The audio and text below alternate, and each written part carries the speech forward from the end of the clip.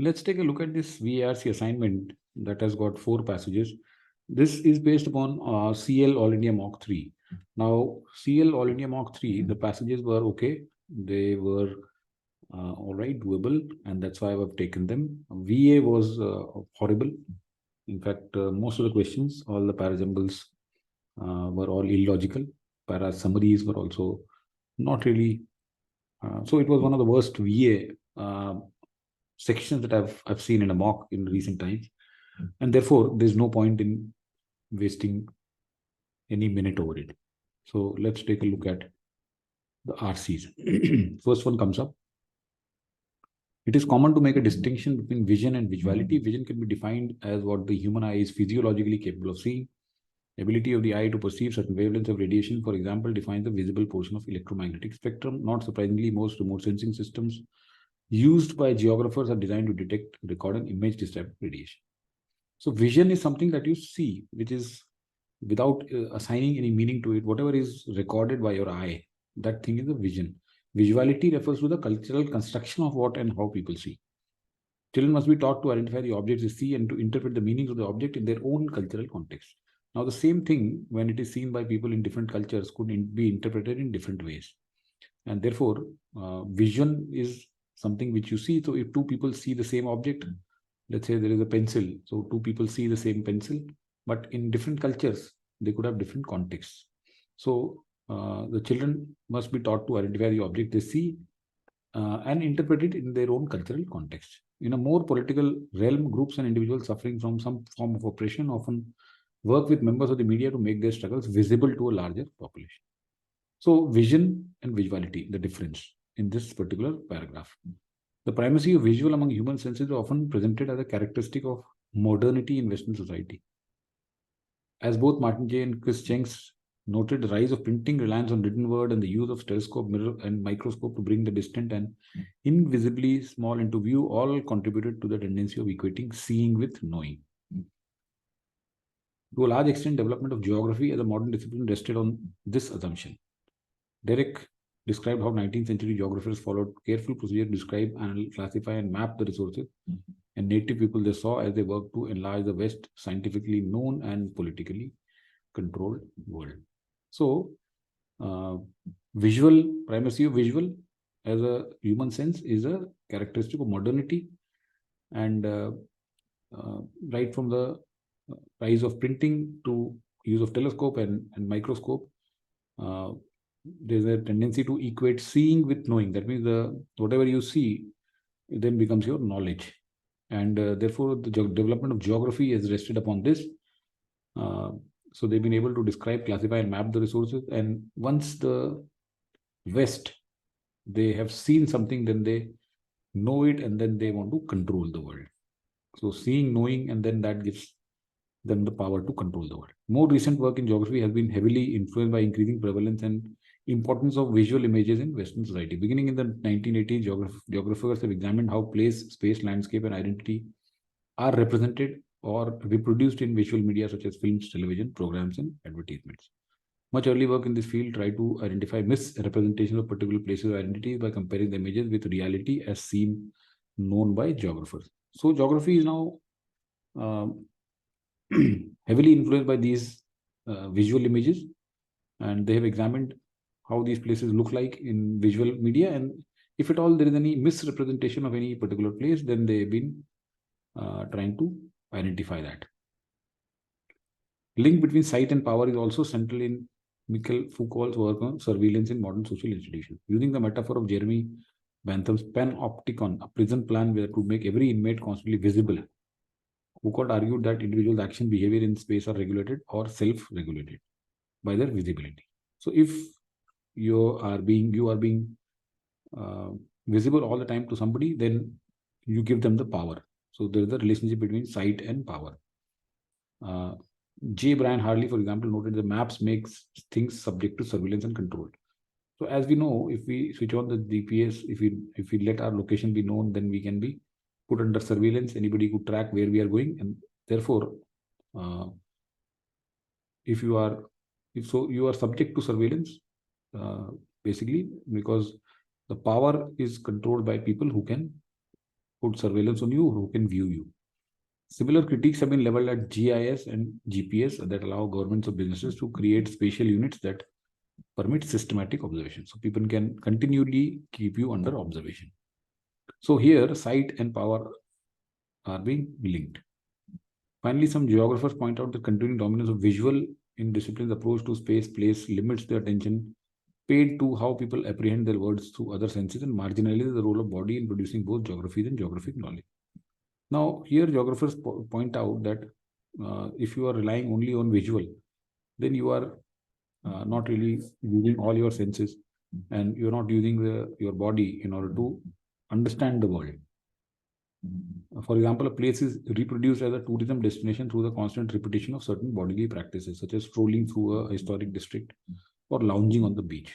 So that action, so just by showing the beach, is not enough to attract tourists. When people are seen lounging on the beach or walking through historic districts, so these bodily practices, when they are also shown alongside the visuals, then somebody is attracted towards the tourism destination. Challenge is for geographers to understand the landscape, for example, are made and understood through both visual and bodily practices. So this passage was okay, not something which you would enjoy reading. However, not very complex or not very deep, and such passages generally have questions from specific areas of the passage. So let's take a look at the questions. Which one of the statements best reflects the main argument of fifth paragraph? Here it comes, right? Question from a specific paragraph. So fifth paragraph. So fifth paragraph talks about the importance of other senses or other role of bodily practices in trying to get a sense of the place. So dominance of visual centric methods in the approach to geography is fallacious. Now this might look like an obvious answer, but he's not mentioned that it is fallacious or anything. He's saying that it is not complete. If you are only using the visual centric methods, then you are not getting the complete picture. So it's not really fallacious. So some geography continued dominance limits the attention people paid to how limit the attention paid to how people apprehend their worlds through other senses. So it doesn't mean that this is fallacious. A visual only perspective is insufficient for a comprehensive understanding of places and landscape. This looks okay.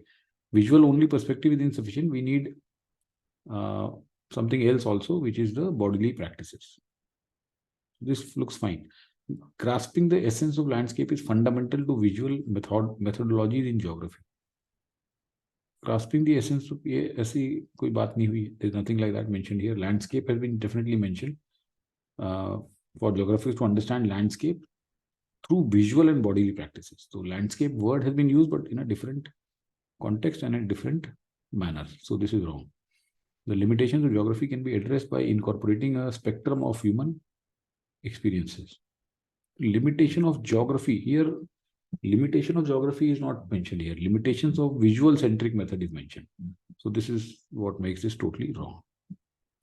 Correct answer is 2. Which of the following most accurately captures the difference between vision and visuality? Vision is like a camera taking a photo in any environment, like a camera. While visuality is the art of choosing the right angle, lighting, filters. So here you are simply relying on this may be okay, but here you just want the good picture, better picture. Visuality is basically understanding, putting things in context in your social, cultural or cultural context, assigning that significance to it. So nothing of that is mentioned here in this visuality part, and therefore it is wrong. Vision is akin to a tourist selectively taking pictures of a landscape, whereas visuality is the tour guide explaining the details of each of those views. Now, here, let's understand visuality. Visuality refers to cultural construction of what and how people see. Children must be taught to identify the object they see, interpret the meaning in their own cultural context. So it's not like your tour guide explaining the details of each of those views. No, that is not visuality. Visuality is basically when you look at your own cultural context and try to understand what that image is conveying. So this is wrong here. Tour guide explaining the details is wrong. Vision can be compared to seeing a street with buildings. Fine. Visuality is understanding that street as a historical landmark based on shared social narratives. Yes. So this looks much better. Based on visuality, understanding the street. So vision is seeing the street. Visuality is understanding that based on shared social narratives. So here tour guide is explaining whether you are understanding or not is a different issue. So here you are understanding it based upon shared social narrative, which is equal to the cultural context. So this looks okay. Vision is like reading words on a page. Visuality is interpreting the story by connecting it to one's own personal life history. See, one's own personal life history or cultural context. So that's wrong. And reading words on a page, so that's not what is vision here given here. So vision is what human eye is physiologically capable of seeing. So if you're just seeing it, seeing those words, that's okay. But reading words is not correct here. And one's personal life history, this is also wrong. Correct answer is 3. All the following claims can be inferred about the link between sight and power, except those who are subject to surveillance have ways of resisting or countering the power dynamic. No, not at all. Those who are subject to surveillance, let's look at it here. Maps make things subject to surveillance. Similar critics have been leveled at GIS, GPS, that our governments and businesses to create spatial units that permit systematic observation. So there is nothing mentioned here that those who are subject to surveillance have ways of resisting or countering. No. You cannot counter or resist that power dynamic. If you are subject to surveillance, then you have to give in to it. You have to give in to the power that is surveying, that is getting you or putting you under surveillance. So this looks to be the correct answer. We'll keep it. Sight is not merely about observing, but also about exercising control over those who are being watched. Yes. So it is not just about observing, but exercising control. This is correct. So this is not the answer. Visual representation of space like maps are not a neutral act, but a way to exercise power. Correct. Given there. Ability to something or someone translates into the ability to regulate it. Yes. Same things being written here in all of these options, almost similar. So correct answer is 1.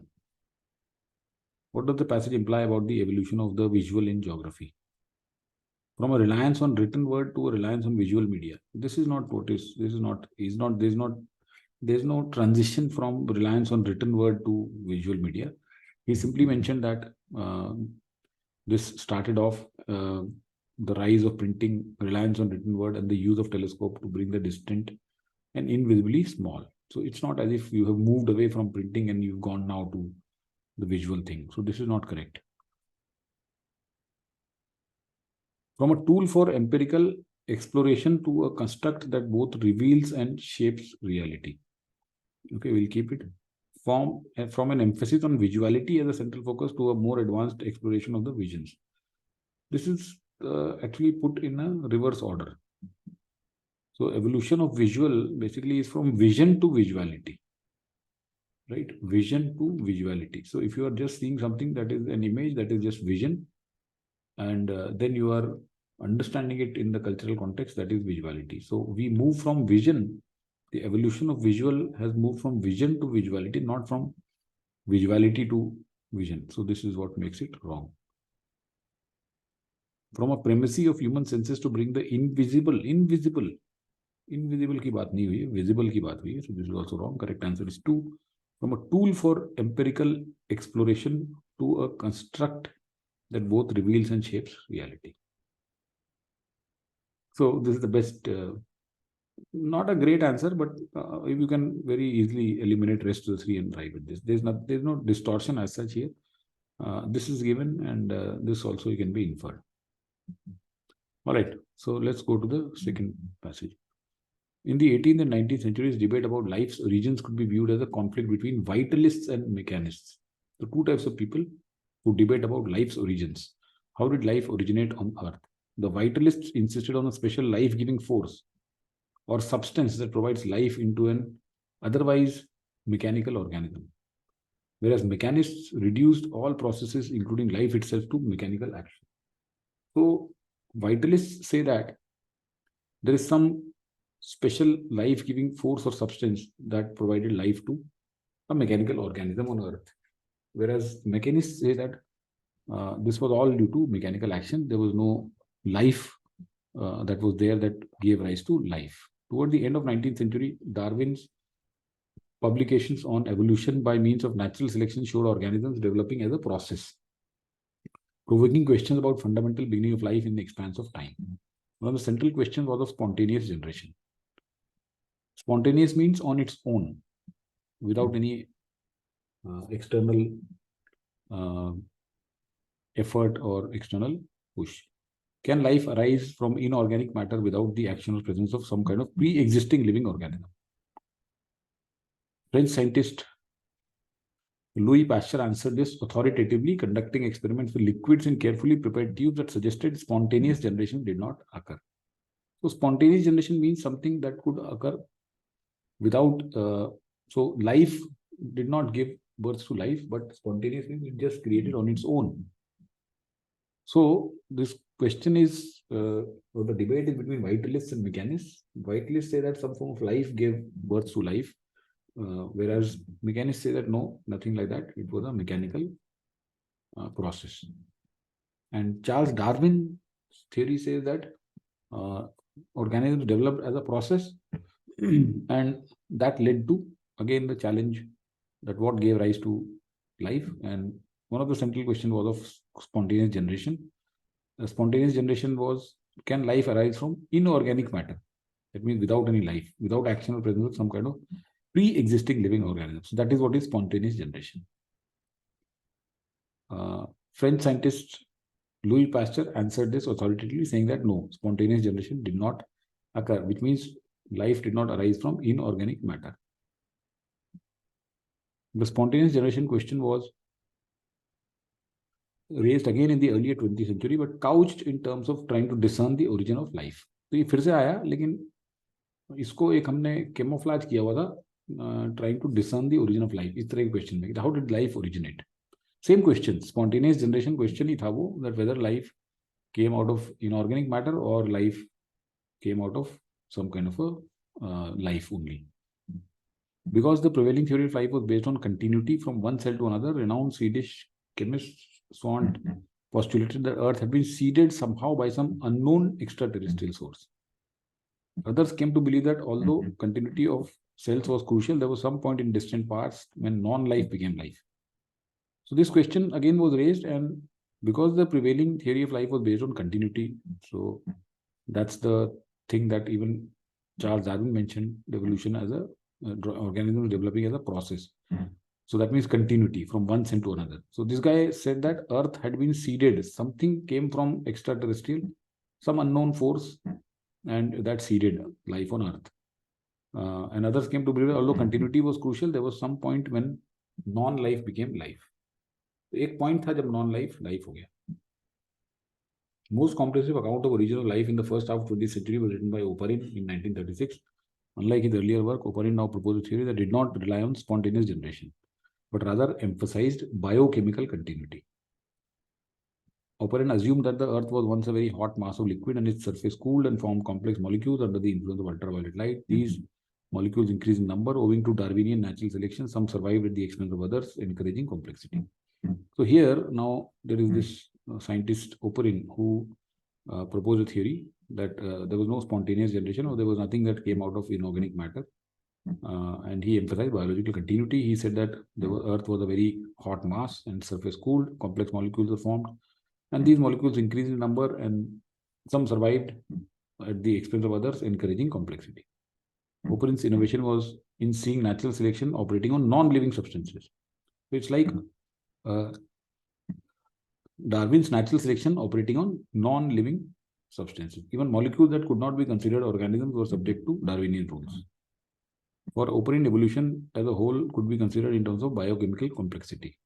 Primitive cells were formed from these molecules. Complexity typically involved a change in biochemical process, particularly in metabolism.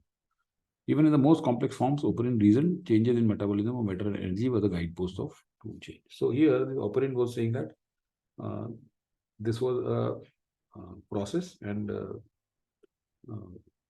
there were these molecules, and these molecules became more and more complex, and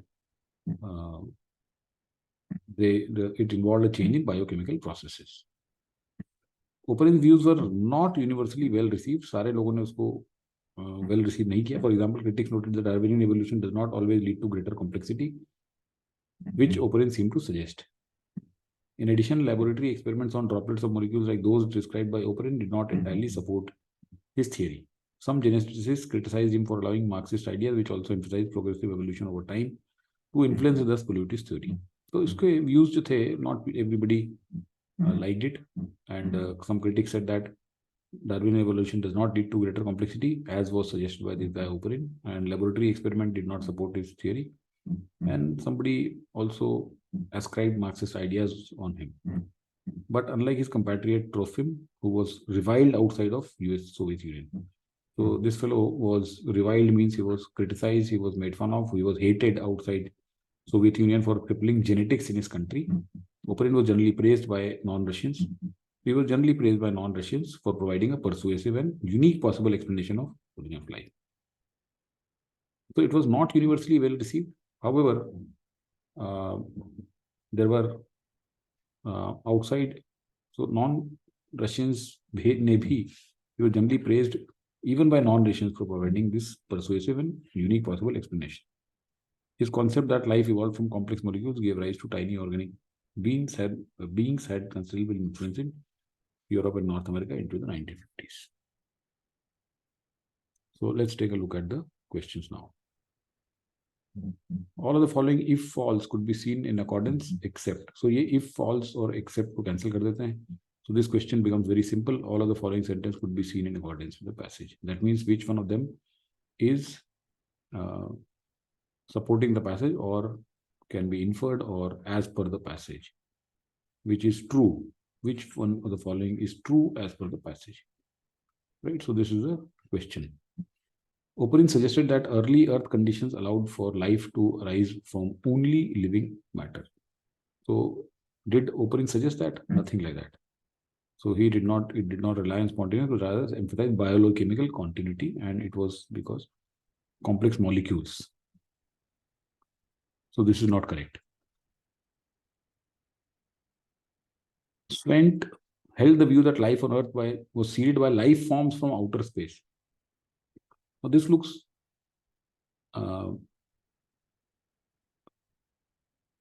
so if this looks true at a certain level, that we could, if we go to the passage here, Swedish chemist postulated that Earth had been somehow seeded by some unknown extraterrestrial source. This fellow says held the view that life was seeded by life forms from outer space. So this is a question mark here. Here he says somehow by some unknown terrestrial, extraterrestrial. Doesn't mean that it was some life form from outer space that seeded, right? So this is question mark, and therefore this is not correct. Louis Pasteur believed that a pre-existing living organism is necessary for creating life. Louis Pasteur क्या बोलते हैं? यहाँ पे देखते हैं. Louis Pasteur ये है. Answered this authoritatively, conducting experiments with liquids in carefully prepared tube that suggested that spontaneous generation did not occur. That means there was some pre-existing living organism was necessary, right? Can life arise from inorganic matter? So he answered this authoritatively, saying that no, it did not. So we can say that he believed that a pre-existing living organism is necessary. So this looks to be okay, true as per passage. Charles Darwin acknowledged that his theory of evolution does not necessarily imply. Charles Darwin did not acknowledge it. This was suggested by some critics. The critics noted that Darwin does not always lead to greater complexity. So this was not done by or acknowledged by Charles Darwin. So this is wrong. Correct answer is 3. The passage provides the most support for holding that vitalists and mechanists disagree about whether. So vitalists और mechanists किस बारे में disagree करते हैं कि जो अर्थ पे जो life थी वो किसी inorganic matter या non-living से आया या living से आया. Biological organisms require a unique non-physical essence to initiate and sustain life. Yes, about this definitely they disagree, that they require a unique non-physical essence or not. Life diversity and complexity can be accounted. This is not at all. Vitalist or mechanist के बीच में इसका कोई link नहीं है. Life genesis is exclusively a result of pre-existing cellular organisms engaging in production. So ये तो this is the view that is held by vitalists, isn't it? Life genesis is exclusively a result of pre-existing cellular organisms engaging in reproduction. This reproduction वाली बात कहीं पे भी नहीं हुई है. Okay, there is absolutely nowhere in the passage that we have talked about this. So this is also wrong.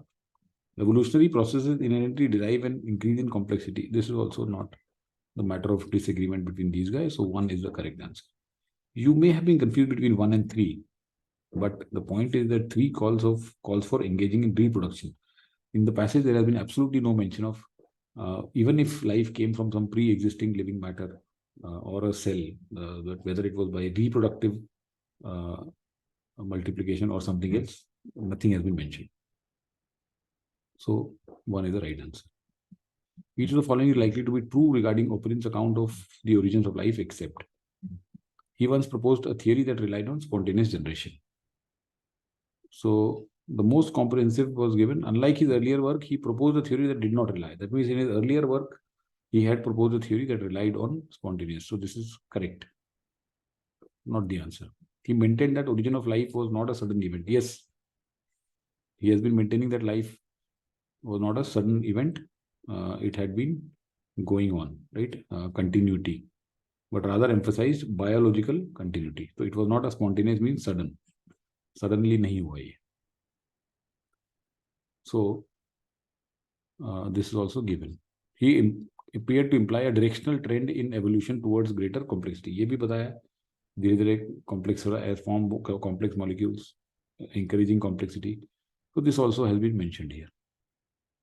He believed that the survival of fittest may not be appropriate for non-line forms. ये नहीं बोल रहा है वो, survival of fittest may not be. Rather, he is saying that they became more and more complex, which means survival of the fittest. So this is the correct answer. This is not given. Which of the following statement is least supported by the passage regarding scientific and ideological reception of Oparin's theories on the origin of life?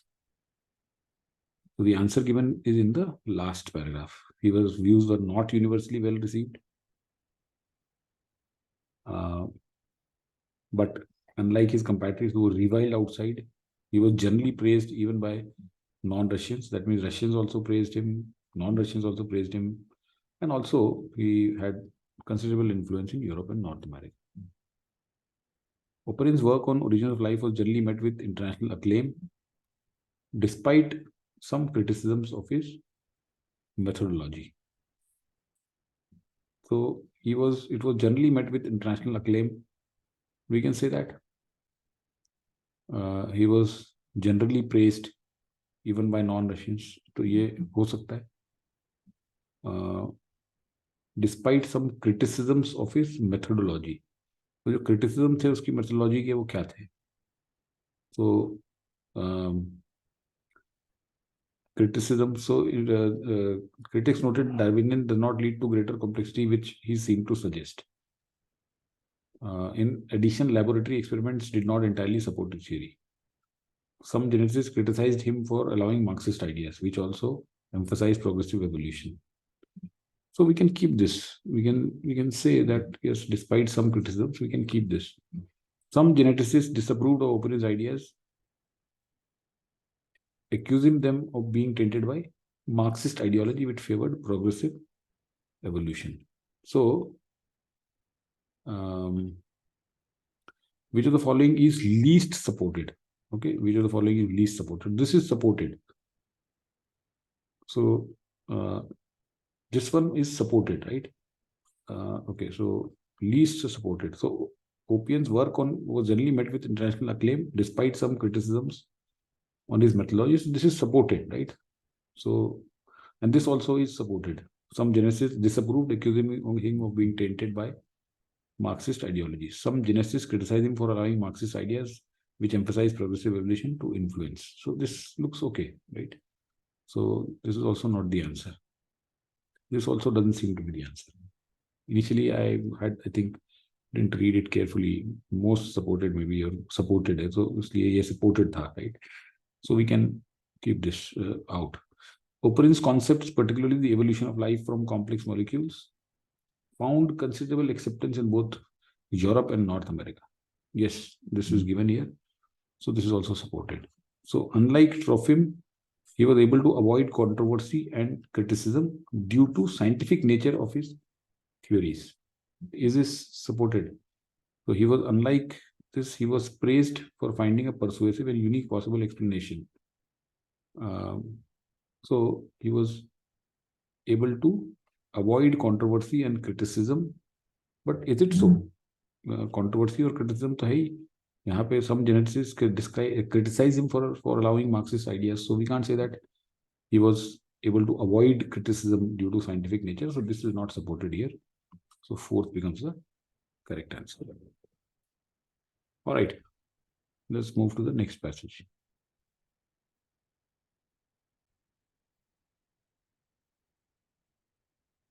Scholars have identified need and greed as central motives for violent conflict since at least the 17th century. In his classic work, Leviathan, the English philosopher Thomas Hobbes identified three reasons that people fight each other: diffidence, competition, and glory. The first two of these motives parallel the contemporary concepts of need and greed. Diffidence, as presented by Hobbes, is existential insecurity. In an anarchic world, without a central authority to protect them, people fear for their survival. Although they would prefer to avoid violent conflict, they must sometimes fight to defend themselves and the modest goods they require to live. Individuals motivated by diffidence therefore invade for safety. That is because of need. Second motive, competition, is effectively greed. According to Hobbes, individuals driven by this motive invade for gain. So here, two motives for violent conflict: need and greed. Need is when people fight for their basic survival, for the goods that they need to live, and greed is when they do that for gain. So Thomas Hobbes said that there are three reasons. So diffidence, competition, and glory. So diffidence is basically related to need, and competition is related to greed. So when people are insecure in an anarchic world where nobody is there to protect them, they fear for their survival, and therefore they would fight. And as competition, it reflects greed. Later international relation theories developed their own need-greed dichotomies to classify actors' motives for conflict. Hans asserted that people fight because of either conflicts of interest or their drive to dominate. Animus dominandi. In conflict of interest, individuals are concerned with their vital needs. They may nonetheless engage in violence when two actors require the same thing, which can only one can possess. And under these zero-sum circumstances, struggle and competition ensue. So zero-sum game. That means if there are two people and only one prize to be had, then one will they will fight to keep that, because the need of both cannot be met, and therefore they will resort to violence. In contrast, individuals motivated by the animus dominandi, where desire drive to dominate, employ violence to obtain more power than they require for their survival. Charles Graeser offers a similar dichotomy, distinguishing between not greedy and greedy states. Not greedy states claims pursue their own survival. Greedy states willing to incur cost or risk for non-security expansion. So there are different thinkers, theorists, philosophers who have assigned their own dichotomies of need and greed. So Hans talks about conflict of interest or desire to or drive to dominate, whereas Charles said not greedy or greedy. But essentially, they are all saying the same thing. Need-greed dichotomy is even more prominent in Civil War studies. Since the 90s, researchers have characterized rebels as needy or greedy, depending on their primary motive for aggression. Needy rebels are motivated by grievances. They fight to rectify political, ethnic, or material inequalities, including maldistribution of natural resource rents.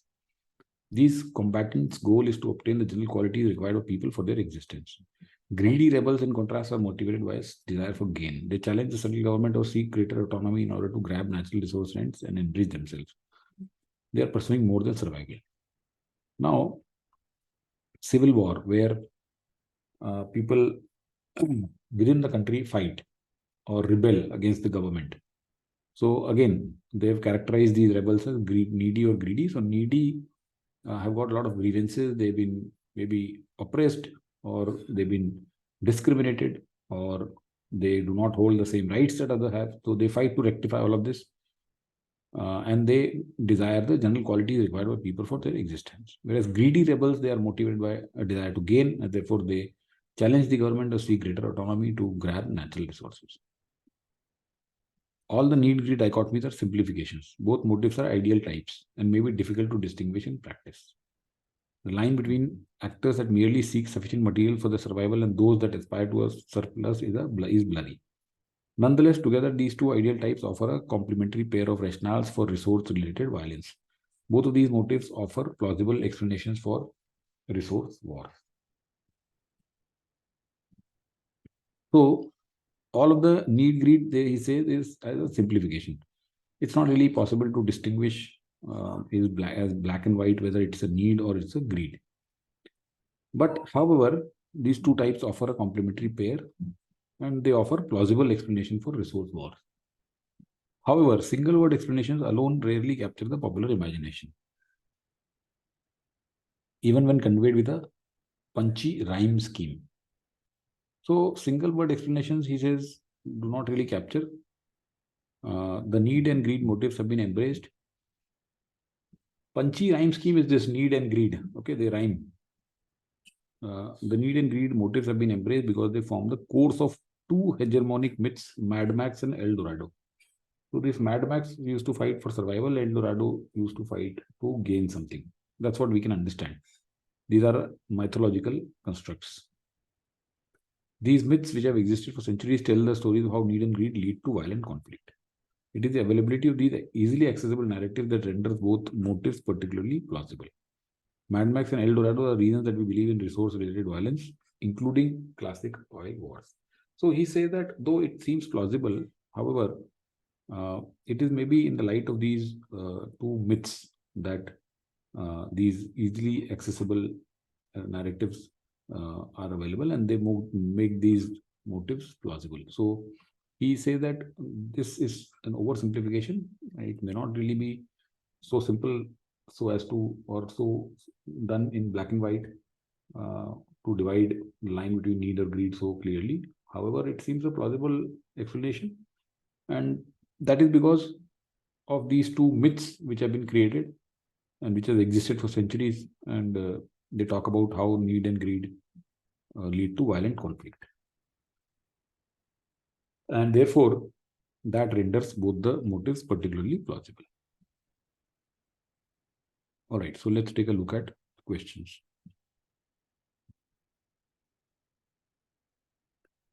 They may nonetheless engage in violence when two actors require the same thing, which only one can possess under these zero-sum circumstances. So this guy observed struggle and competition ensue. Which of the following statement best explains this quote in the context of the passage?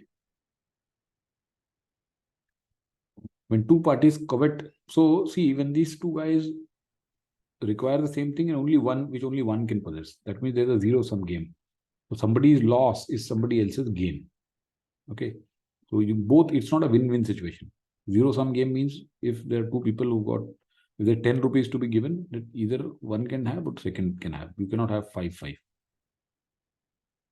When two parties covet a shareable resource, a zero-sum outcome conflict emerges. Nothing like that. It's not given that it's a zero-sum thing or anything. He's just saying that where they covet a shareable resource. So this is not correct.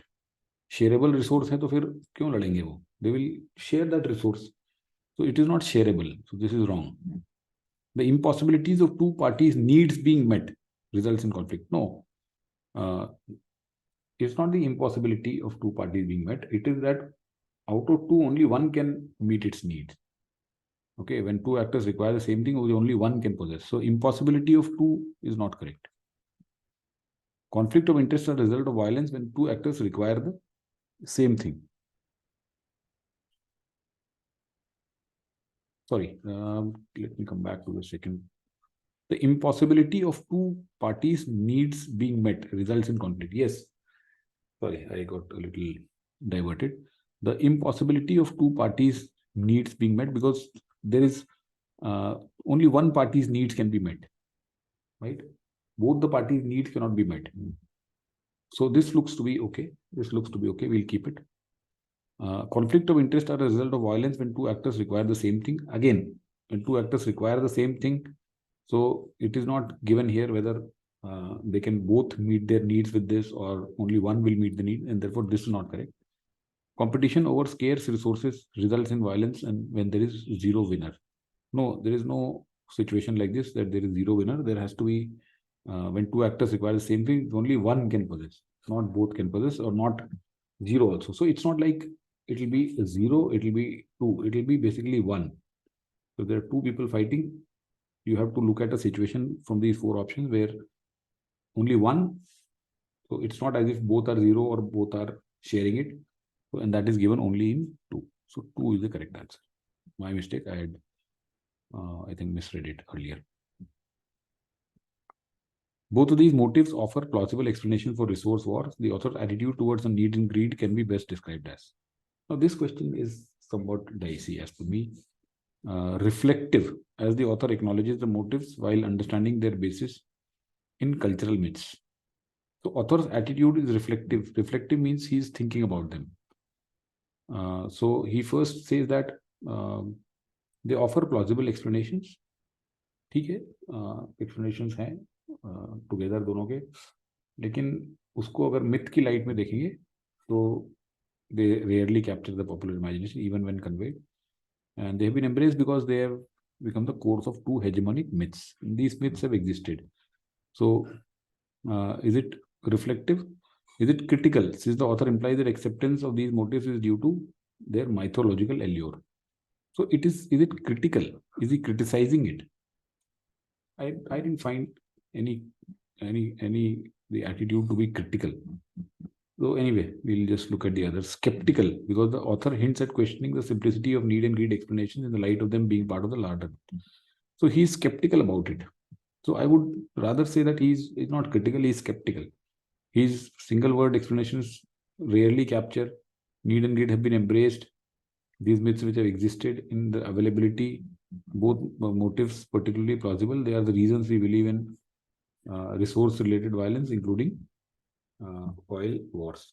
So he's skeptical about this. So I would keep this also. Analytical, as the author examines the role of cultural narratives in shaping the acceptance of these myths. Even analytical, for that matter. Okay, he's looking at all the aspects of it, and he's examining the role of these narratives in shaping the acceptance. So this analytical also looks okay. So to my mind, in fact, all these four have some, they cannot be ruled out. The correct answer given here is second, but I do not agree to this. His tone is definitely not critical or anything. He's kind of resigned to it, or maybe he's accepting it. He's accepting that yes, there's no plausible explanation, and it's only because of these myths. So his tone is not critical. His tone is resigned acceptance or something like that. Okay, so we can say it is reflective, it is skeptical, it is analytical. It could be anything. So this is one such question which is not a good question, and we could have multiple answers. In fact, it's not a good question at all. Okay, if you wanted to give the attitude, you could have given some some better tones here. Okay, he's accepting it. He's kind of resigned himself to it, that okay, fine, but he's not really critical. So that's a wrong. As per me, that's not the correct answer. So let's move to the next one. Each of the following is a valid inference based on the passage, except Glaser's dichotomy points to a distinction between survivalist pragmatism and expansionist ambition. So this is given here. Glaser's dichotomy is talking about survivalist pragmatism and expansionist ambition. So that's okay. So this is given. Hobbes postulates that conflict results from intrinsic human condition accentuated by societal anarchy. As this is given, it's given in the first paragraph. Morgenthau supposes that conflicts originate from fundamental necessities and a latent drive for supremacy. Conflicts originate from fundamental necessities and a latent drive for. So Morgenthau की बात पढ़ लेते हैं. Morgenthau क्या कह रहे हैं? So Morgenthau says that because of conflict of interest, drive to dominate, concerned, engage in violence, one can possess. So I think it's also, we can infer that fundamental necessities and latent drive for supremacy. This also looks okay. Civil War researchers proposed a simplified version of need grid dichotomy based on desires. Not at all. This is the wrong thing. ये जो simplification है ये तो civil war के बाद में आया ना. Civil war studies need grid is even more prominent. They've characterized rebels as needy or greedy.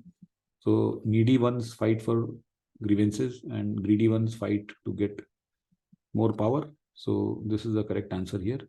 We propose a simplified version. So this, nothing like that has been proposed by Civil War researchers. So this is the correct answer. In reference to Mad Max and El Dorado, the passage most likely suggests which of the following about their function in the narrative. They are compelling narratives that have historically been mistaken for factual. Nothing like that. They have not been mistaken for factual accounts. These myths are critical constructs that researchers use to categorize the motivational dynamics. They are critical constructs. They stand as metaphoric representations, emphasizing the enduring relevance of need and greed in violent struggle. So 3 looks like a much better answer. They are not critical constructs. They are presented as cautionary tales that have shaped. Cautionary tales, nothing like that. Correct answer is 3. They stand as metaphoric representations, emphasizing the enduring relevance of need. ये यहाँ पे से आ जाएगा. यहाँ पे are the reasons we believe these which have existed for centuries, just stories how need and greed lead to violent conflict. It is the availability of these easily accessible narratives that renders both the motives fairly plausible. All right, motivational dynamics also. What is the motivational dynamics here? Okay, so and in second civil wars, he's talked about only civil wars, whereas this passage was about need and greed being the basis for all kinds of violent conflicts. Civil wars is just a part of it, or just a subset of it. So second is anyway wrong on many counts. All right, let's go to the last passage. In the mid-20th century, B.F. Skinner, a renowned behavioral psychologist, brought forward a comprehensive theory of language acquisition in his seminal work, Verbal Behavior.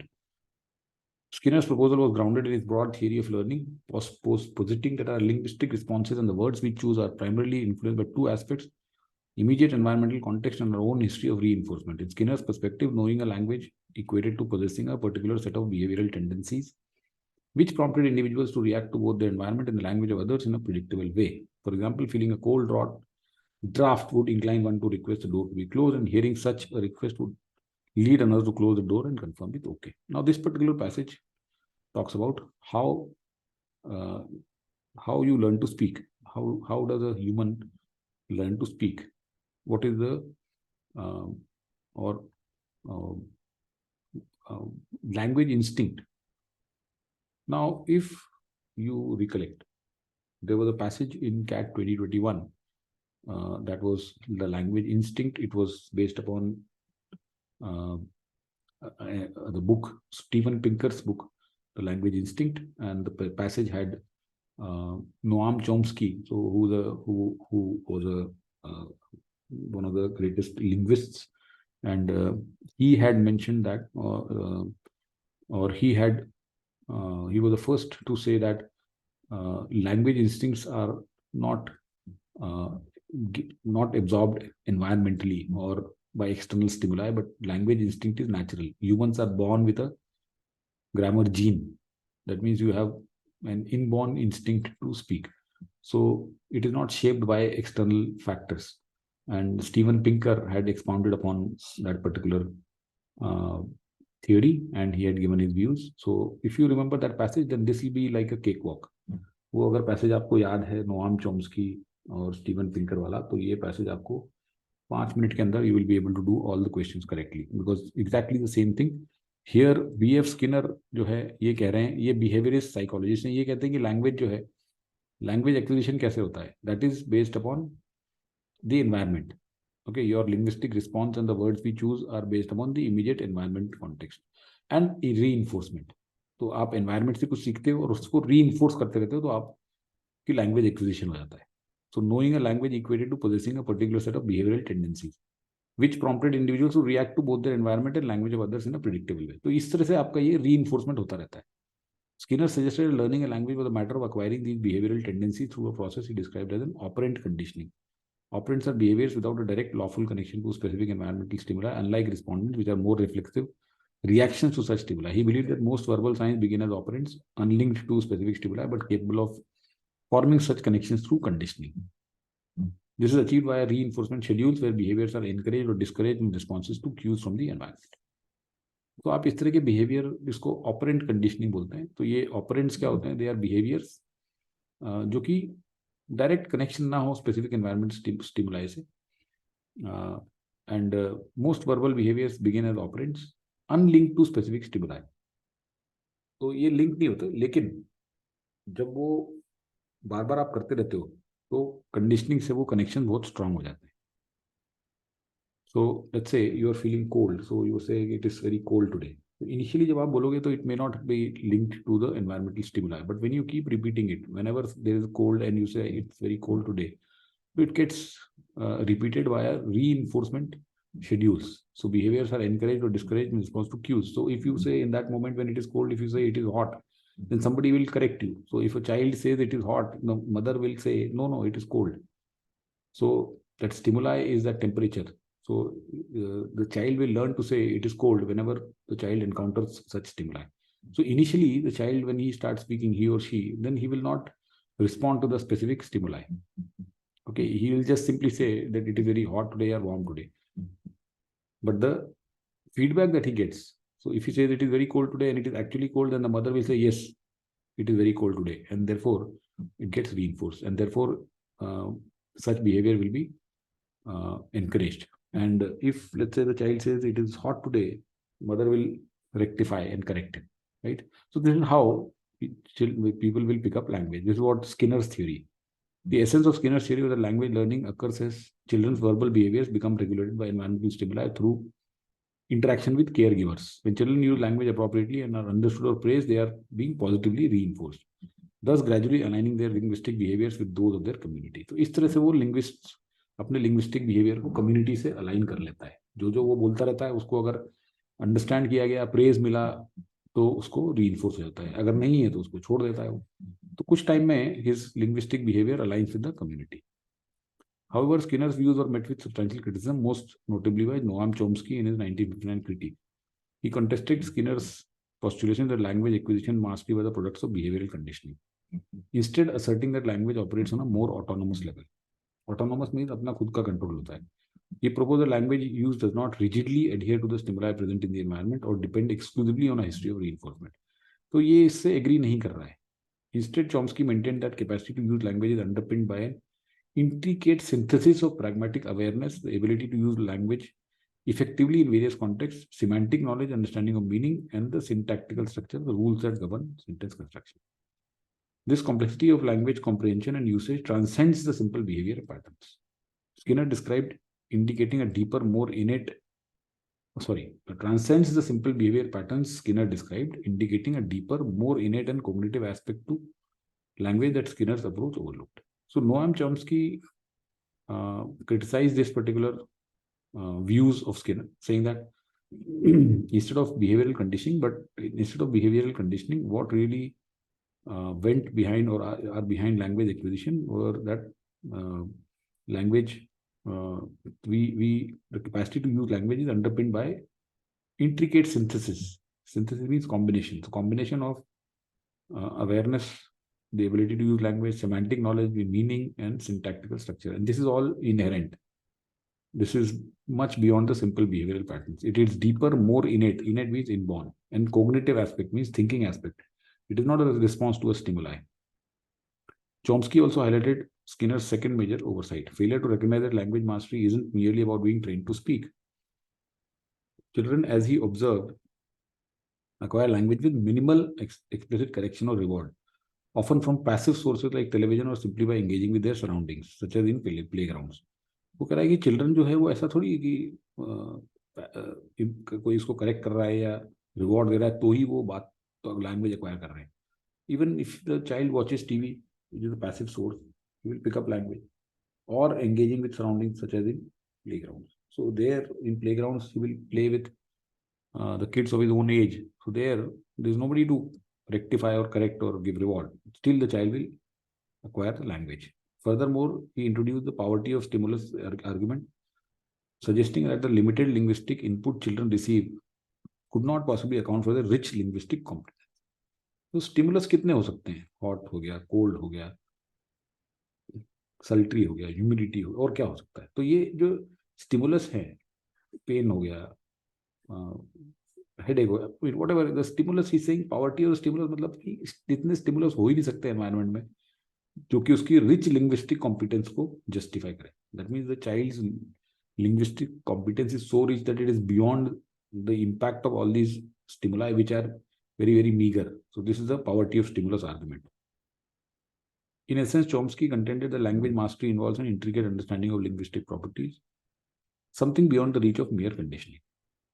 So ये बहुत ही एक intricate means complex understanding होनी चाहिए linguistic properties की, जो कि mere conditioning से नहीं होगी. Skinner had in Chomsky's view underestimated the innate capability of children to absorb and innovate language without direct instruction और रीइंफोर्समेंट. तो इस चोम्स्की के हिसाब से स्किनर ने अंडर एस्टिमेट किया है चिल्ड्रन की inborn innate capacity to absorb language.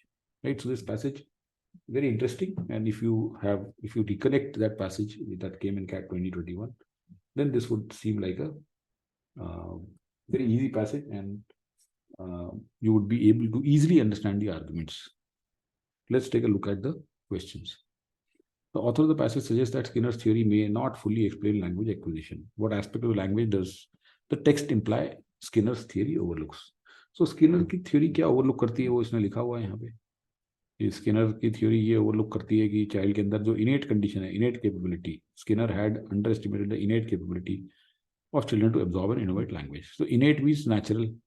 The behavioral aspect तो Skinner ने किया हुआ है ना, so this is not what he overlooks. Social component, the natural capacity for language innovation. Yes, very easy answer. Reinforcement नहीं. ये तीनों चीजें तो all these three were told by Skinner, whereas this was Chomsky's view, right? This was Chomsky's view. This was Skinner's and Skinner's. So obviously he overlooked natural capacity. If Skinner's views are true, each of the following must be true except. So Skinner's views क्या है कि वो environment से और उसको जो feedback मिलता है, रिवॉर्ड या रेक्टिफिकेशन, वहीं से सीखता है वो. तो 4 में से 3 सिचुएशन उसी तरह की है. The child says thank you after receiving a toy because this response has been followed by smiles. Yes, this is a reinforcement. So this is as per Skinner's view, so not the answer. Dog learns to sit on command because doing so has resulted in receiving a treat. Again reinforcement और reward, right? Reward मिला उसको. Teenager starts using a new slang term with peers to gain social acceptance. So बाकी के लोग करते हैं socially, तो मुझे भी करना है. तो this is also behaviourally motivated. Toddler engages in detailed imaginary conversation with fictional character. ये तो उसके अपने से अंदर से जो आया है, इनेट एबिलिटी है लैंग्वेज की, वहां से आ रहा है. So this is not true as per Skinner. How could Chomsky poverty of stimulus argument explain a child's ability to construct novel sentences? By assuming that novel sentence construction is due to imitation. देखो ये जो poverty of stimulus है उसमें क्या बोल रहा है वो, कि एनवायरनमेंट में इतने स्टिमुलस ही नहीं है कि उतनी उसकी रिच लैंग्वेज को जस्टिफाई कर रहे हैं या एक्सप्लेन कर सके, right? So novel sentence construction is due to imitation गलत है. By suggesting children have an inherent set of grammatical rules. Yes, तो वो अपने अंदर ही उनके ग्रामेटिकल रूल्स हैं, तो उसको बाहर के स्टिमुलस की पॉवर्टी से कोई फर्क नहीं पड़ रहा. So this looks okay. By crediting child's extensive exposure. देखो एक्सपोजर से तो आया ही नहीं है, वो तो कह रहा है खुद ही इनबॉर्न है, इनहेरेंट है, एक्सपोजर से नहीं है कुछ भी. बाय रीइंफोर्सिंग, अगेन रीइंफोर्सिंग से नहीं है ये. This is all Skinner. तो चोम्स्की के हिसाब से inherent set of grammatical rules वो लेके आता है. Each of the following can be inferred from the passage except. As per Chomsky, language acquisition involves complex cognitive processes that cannot be explained by observable stimuli and responses. Exactly. So this is as per the passage. The stimuli present in an individual's environment plays a significant role in shaping their verbal behavior according to Skinner's theory. ये भी सही है कि environment से उसका verbal behaviour governed होता है. This is also correct as per Skinner, right? This correct, not as per Chomsky.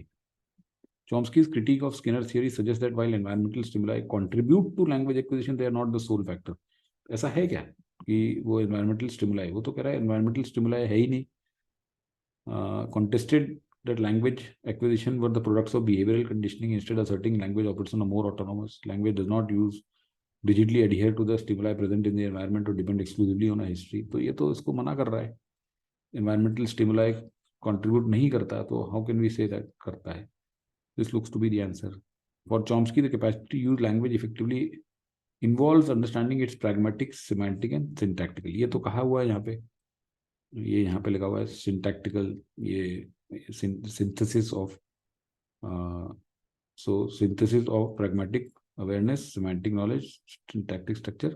This complexity of language comprehension when usage transcends the simple behavior pattern. So ये तो बताया हुआ है इसमें. So this can be inferred. Correct answer is C. All right. So fourth passage was the easiest. Third passage also was okay. Second passage may have been left to the end. First should have been selected at number 3. So as per me, I did the fourth passage first. This is a sweet spot, then third passage, then first, and then in the end, second passage. All right. So I hope this was useful. I am not covering because of what I mentioned earlier. It was totally ridiculous and absurd kind of a section. That's it. Thank you.